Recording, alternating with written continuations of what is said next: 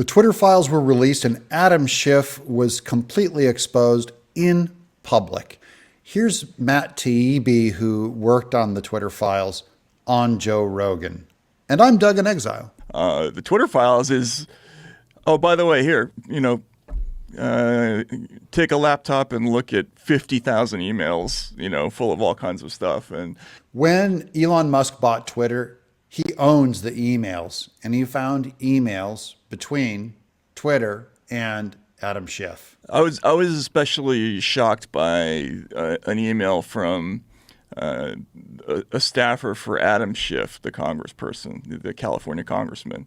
And they're just outright saying, we would like you to suspend the accounts of this journalist. I was not shocked.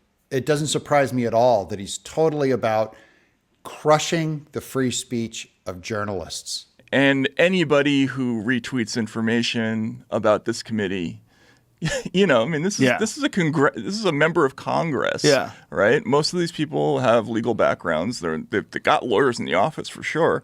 And this is the House Intelligence Committee. You would think they would have better operational security. You would think, but Adam Schiff had the backup of culture behind him.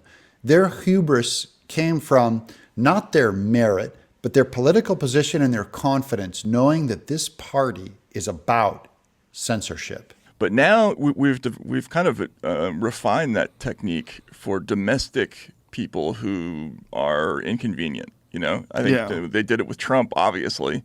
They try to do it with Tucker Carlson, with you. Yes, what started with censorship against Trump ended up getting expanded to just common people, normal civilians, and it's going to keep spreading farther and farther. At the Twitter files, we're finding stuff that now tells you absolutely what actually the truth was during that time. Like, for instance, one of the big Russiagate stories was from early 2018 when Devin Nunes, he was the Republican congressman. He was the head of the House Intelligence Committee at the time. He calls him Devin Nunes. It's really Devin Nunes, who was a big Trump advocate on Congress, who went after Adam Schiff. He wrote a memo basically saying, we think they faked FISA applications. We think the FBI used the Steele dossier to try to get surveillance authority against some Trump people like Carter Page. And we think they lied and cheated to do that. That Steele dossier is really the worst of them all, funded by Hillary Clinton. And then suddenly we come across a string of emails internally at Twitter where the Twitter officials are saying, we're not finding any Russians at all behind this. Now, this is what's weird. Twitter were actually the good guys, going to the U.S. government saying, we can't find this Russian collusion. And Dianne Feinstein ran with it. Hashtag, and we told the members of Congress who asked about this that there are no Russians involved in this because Dianne Feinstein, Richard Blumenthal of Connecticut, they all came out with this accusation about it being linked to Russia.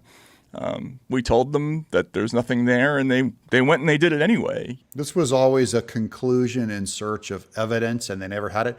How interesting that Dianne Feinstein is retiring and Adam Schiff is going for her office. It's basically replacing one state apparatchik with another. If you guys like this kind of material, then please subscribe. I'd love to have you as a loyal viewer. I'm Doug in Exile.